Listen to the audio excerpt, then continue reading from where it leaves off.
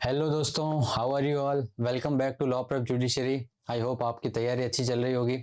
तो आज हम एक और बेसिकली टॉपिक को डिस्कस करने वाले हैं जो सीपीसी में हम पढ़ते हैं सेक्शन 144 के अंदर, which is doctrine of restitution. Okay, so आज हम इस टॉपिक को पढ़ते हैं, इसके इंपॉर्टेंट केसेस देखते हैं और ये इस प्रिंसिपल क्या कहती है या इस प्रिंसिपल में क्या क्या पॉइंट्स को ध्यान रखती है कोर्ट जब भी ऐसी एप्लीकेशन लगाई जाती है कोर्ट के सामने। तो आइए हम इसमें डिस्कस करते हैं without wasting any time. So basically first of all हम यहाँ देखते हैं कि भाई इसका इंट्रोडक्शन देखते हैं कि डॉक्ट्रिन ऑफ रेस्टिट्यूशन बेसिकली क्या बात करती है। ठीक है, तो इसका मतलब होता है कि act of restoring a thing to its proper owner. इसका क्या मतलब है कि रेस्टिट्यूशन का जब भी हम मतलब देखते हैं, जो कि हम जनरल मीनिंग देखते हैं, तो उसका क्या मतलब होता है कि जब भी आपने कोई बेनिफिट्स वगैरह रिसीव किए हैं जो आप उसके ऊपर एंटाइटल नहीं रखते हैं या जिसमें आपका उसके ऊपर अधिकार नहीं है, तो ऐसे बेनिफिट्स आपको वापस रिस्टोर करने पड़ते हैं। ये कंसेप्ट हम इंडियन कॉन्ट्रैक्ट एक्ट में भी देखते हैं। जब हम इंडियन कॉन्ट्रैक्ट एक्ट पढ़ते हैं तो वहां पर भी ऐसे सिमिलर प्रोविजन हम देखते हैं। तो बेसिकली सीपीसी के अंदर भी सेक्शन 144 में ऐसी एप्लीकेशन लगाई जा सकती है, कोर्ट के सामने लगाई जाती है। और इसका बेसिकली मेन पर्पस यही होता है कि अगर कोई भी कोर्ट जो है वो कोई डिक्री या ऑर्डर पास करती है और उस डिक्री या ऑर्डर से किसी सामने वाली पार्टी को हार्म कॉज होता है या उससे कुछ नुकसान होता है, तो जो भी पार्टी जो एग्रीड है, जब भी वो उसकी अपील करेगी या उसको उस डिक्री या ऑर्डर को सेट असाइड करने के लिए कोर्ट में अप्रोच करेगी और कोर्ट को अगर लगता है कि भाई वहां पर उस पर्टिकुलर डिक्री को सेट असाइड करना चाहिए या ऐसे ऑर्डर को मॉडिफाई करना चाहिए, तो मॉडिफाई करने के साथ साथ कोर्ट जो है ऐसे कॉन्सिक्वेंशियल ऑर्डर्स भी पास करती है कि भाई अगर आपने कोई भी बेनिफिट्स वगैरह रिसीव किए हैं तो आप वापस उसको प्रॉपर ओनर को या ओरिजिनल ओनर को वापस लौटा दें। तो बेसिकली वही कंसेप्ट रहता है यहाँ पर भी। जब हम सीपीसी के अंदर एक कंसेप्ट देखते हैं तो इसका क्या मतलब है कि it means an act of restoring a thing to its proper owner. It can also be considered as restoring to a party the benefit which the other party has received under a decree subsequently held to be wrong. तो जो भी decree आपकी court ने पास की थी वो जब challenge होती है हायर कोर्ट के अंदर और उसको अल्टीमेटली मॉडिफाई कर दिया जाता है या रिवर्स कर दिया जाता है या सेट असाइड कर दिया जाता है, तो उस सेट असाइड करने के बाद में अगर उस पार्टी ने अगर कोई बेनिफिट्स रिसीव किए हैं तो आपको वापस लौटाने पड़ेंगे, रिस्टोर करने पड़ेंगे। ठीक है, तो वो भी जो भी डिक्री होती है वो आपकी रिवर्स या वेरी हो जाती है। फिर सेक्शन 144 जो है आपका सीपीसी का, वो इसके रिगार्डिंग रेस्टिट्यूशन के रिगार्डिंग बात करते हैं। ठीक है, अब हम स्टार्ट करते हैं जो इसका सेक्शन बोलता है। तो फर्स्ट पॉइंट बेसिकली ये बात करता है कि where and in so far as a decree or an order is varied or reversed in any appeal, revision or other proceeding, या तो आपकी वो पर्टिकुलर डिक्री या ऑर्डर जो भी है आप उसको रिवर्स कर रहे हैं अपील के अंदर या रिवीजन के अंदर या फिर किसी अदर प्रोसीडिंग के अंदर, या फिर आप उसको सेट असाइड कर रहे हैं, मॉडिफाई कर रहे हैं किसी भी सूट के अंदर, तो जिस कोर्ट ने ऐसी डिक्री पास की थी वो बेसिकली जो भी पार्टी इंटाइटल्ड है ऐसे सारे बेनिफिट्स को रिसीव करने के लिए, वो पार्टी आपकी एप्लीकेशन लगाएगी कोर्ट के अंदर बाय वे ऑफ रेस्टिट्यूशन और otherwise cause such restitution to be made.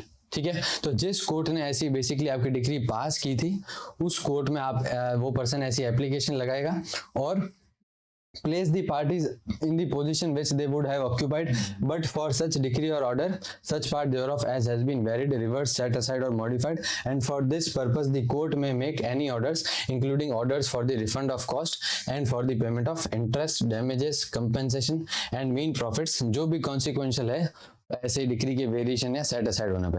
तो बेसिकली जिस भी कोर्ट ने ऐसी डिक्री पास की थी वो ऐसी एप्लीकेशन अगर उनके पास आती है तो ऐसी एप्लीकेशन को एंटरटेन करने के बाद अगर उनको लगता है कि भाई किसी पार्टी ने कोई बेनिफिट्स वगैरह रिसीव किए हैं जो एंटाइटल नहीं रखता है, तो कोर्ट उनको बोलेगी कि भाई आप वापस उसको रिस्टोर कर दें। फिर उसमें आपके इंटरेस्ट भी आ जाएंगे, डैमेजेस वगैरह भी आ जाएंगे, कंपेंसेशन वगैरह, वो सारी चीजें भी इसमें इंक्लूडेड रहती है।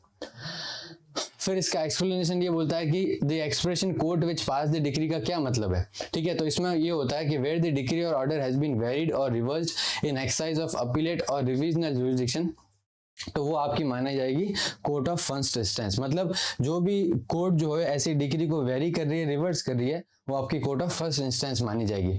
फिर या तो वेयर द डिक्री और order has been set aside by a separate suit, अगर सेपरेट सूट से आपकी ऐसी कोई डिक्री ऑर्डर को सेट असाइड किया है तो उस कोर्ट को अपन basically court of first instance यहाँ पर मानेंगे। फिर थर्ड पॉइंट ये बता रखा है कि अगर जो भी कोर्ट ऑफ फर्स्ट इंस्टेंस है वो आपकी सीज हो गई या खत्म हो गई है, एग्जिस्ट नहीं करती है और has ceased to have jurisdiction to execute it, the court which The court which, if the suit wherein the decree or order was passed were instituted at the time of making the application for restitution under this section would have jurisdiction to try suits. तो basically जो भी आपकी court of first instance थी, अगर वो seize हो गई है, एग्जिस्ट नहीं करती है, तो बेसिकली जो भी आपकी कोर्ट है जिसके पास उस पर्टिकुलर चीज को ट्राई करने का जुरिस्डिक्शन है, तो वो आपकी मानी जाएगी court which pass the decree, या ये वाला पॉइंट, ठीक है। फिर सबसेक्शन 2 जो है वो ये बात करता है कि जब भी हम रेस्टिट्यूशन की एप्लीकेशन लगाएंगे तो आप उसी सूट के अंदर ये एप्लीकेशन को लेके आए, आपको अलग से सेपरेट सूट फाइल करने की जरूरत नहीं है। तो इसके पीछे का ऑब्जेक्ट क्या रहता है कि भाई मल्टीप्लिसिटी ऑफ प्रोसीडिंग्स ना हो, कि एक पर्सन जो है वो उस एग्रीड पार्टी जो है वो उसको उसके अगेंस्ट में उसको सेपरेट सूट फाइल नहीं करना पड़े। सेम ही सूट में जिस पर्टिकुलर सूट में कोर्ट ने डिक्री पास की थी उसी के अंदर अगर आप रेस्टिट्यूशन की एप्लीकेशन लगाते हैं तो उससे मल्टीप्लिसिटी नहीं होती है प्रोसीडिंग्स की। तो बेसिकली ये आपका इसके अंदर ऑब्जेक्ट बता रखा है, ठीक है। अब हम आगे करते हैं एसेंशियल्स ऑफ रेस्टिट्यूशन वाले पॉइंट, ठीक है। अब हमने यहाँ तक तो देख लिया कि भाई रेस्टिट्यूशन का सेक्शन क्या है, 144 है आपका।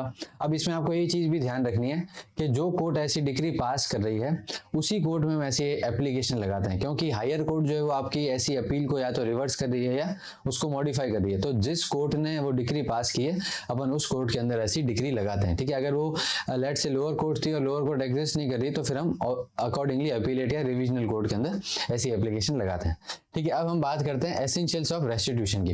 अब एसेंशियल्स में सबसे पहले पॉइंट ये आता है कि हम एक मैगजीन पढ़ते हैं, एक्टस क्यूरी नेमिनिम ग्रेवाबिट, है ना। इसका क्या मतलब होता है कि an act of court shall cause prejudice to no one, है ना। ये आपने मैगजीन सुनी होगी कि कोई भी ऐसा एक्ट नहीं होना चाहिए कोर्ट का जिससे लोगों को हार्म कॉज हो या जिससे लोगों को परेशानी हो।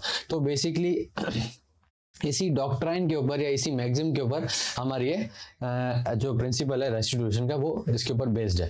फिर सेकंड हम बात करते हैं कि it is also based on the principles of equitable principles, ठीक है। फिर थर्ड है, it does not confer any substantive right, ये कोई सब्सटेंटिव राइट नहीं दे रहा है पार्टी को। यहाँ पर बस पार्टी को ये है कि भाई अगर उनके पास जो भी रेमेडी थी या वो जो भी चीज क्लेम करते हैं, बेनिफिट्स वगैरह एंटाइटल रखते हैं, तो वो ऐसी एप्लीकेशन लगाकर वो सारी चीजें रिसीव कर सकते हैं। फिर फोर्थ पॉइंट बता रखा है कि it regulates the power of the court which is not discretionary but obligatory.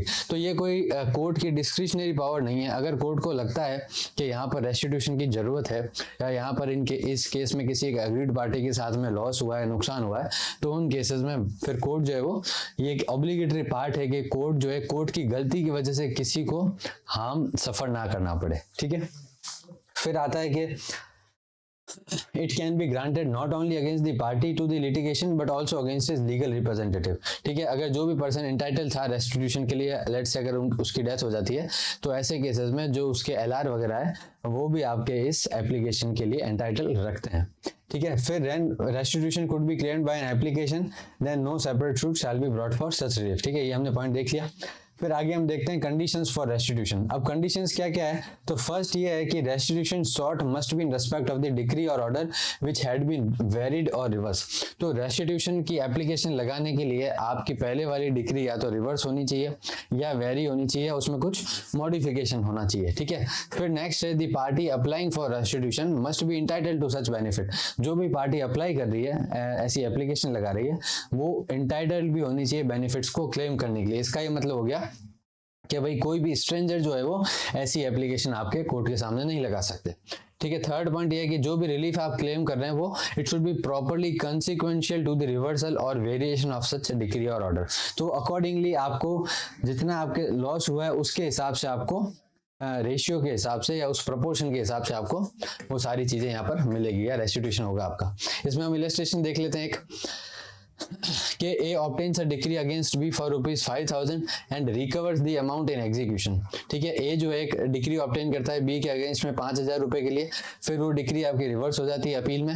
अब B जो है वो इंटाइटल्ड है इस रिफंड के लिए, क्योंकि वो गलती से या मिस्टेकनली आपके A ने ऑब्टेन कर ली इस पर्टिकुलर केस में, तो B is entitled to refund of the amount, जो भी 5,000 रुपए इसको रिफंड मिलेगा together with interest up to the date of repayment. तो प्लस इंटरेस्ट वगैरह है ना, जो अपन ने फर्स्ट क्लॉज में देखा था कि कोर्ट जो है इंटरेस्ट वगैरह, डैमेजेस या कंपेंसेशन वगैरह है वो भी साथ में इसमें ऑर्डर कर सकती है, ठीक है। ये आपके इलस्ट्रेशन हो गए। फिर इसमें अपन एक आध केस वगैरह देखते हैं। तो इसमें आपका एक केस आ रखा है ऑनरेबल सुप्रीम कोर्ट का महीजी भाई मोहन भाई बारोट वर्सेस पटेल मनी भाई गोकल भाई। ठीक है, तो इस केस में ऑनरेबल सुप्रीम कोर्ट ने ये बोला था कि आपकी जो एप्लीकेशन लगाई जाती है रेस्टिट्यूशन की is an application for execution of a degree, मतलब वो वैसे ही मानी जाएगी जैसे कि आप किसी डिग्री के एग्जीक्यूशन की जो अपन एप्लीकेशन लगाते हैं वैसा ही आपका ये एप्लीकेशन को ट्रीट किया जाएगा। ठीक है, फिर रिसेंटली 2022 में भी in the case of Mekharam and others versus state of Rajasthan के केस में सुप्रीम कोर्ट ने ये बताया था कि जो सीपीसी का सेक्शन 144 है वो पावर देता है सिविल कोर्ट्स को to relegate the parties to a position that existed prior to the filing of the suit. तो जो भी पोजीशन थी या स्टेटस था पार्टीज का सूट फाइल करने से पहले उस स्टेटस पर वापस लाने का काम है कोर्ट का अंडर सेक्शन 144। तो आपको वापस वो स्टेटस को मेंटेन करना है पार्टीज का जो सूट फाइल करने से पहले था या जो डिक्री रिवर्स हो गई जिसमें उनका वो जो स्टेटस था वो लॉस्ट हो गया। तो बेसिकली आपको स्टेटस को वापस रेलीगेट करना है पार्टीज का। ठीक है, तो यहाँ तक बेसिकली हमारा ये प्रोविजन था। अब इसमें मैं आपको एडिशनली एक दो और पॉइंट्स बताना चाह रहा हूँ। तो जो आपकी एप्लीकेशन होती है रेस्टिट्यूशन की, अगर उसको मेरिट्स के ऊपर डिसमिस किया जाता है तो then it operates as res judicata, है ना। फिर हम इस कंसेप्ट को डीम्ड डिक्री के अंदर भी पढ़ते हैं। जब हम सेक्शन 2 क्लॉज 2 पढ़ते हैं जहाँ पर हम डिक्री की डेफिनेशन पढ़ते हैं तो वहाँ पर यही पॉइंट बता रखा है कि जो आपकी एप्लीकेशन लगाई जाती है रेस्टिट्यूशन की वो भी आपकी डिक्री की कैटेगरी के अंदर आता है ना, डीम्ड डिक्री जिसको हम बोलते हैं।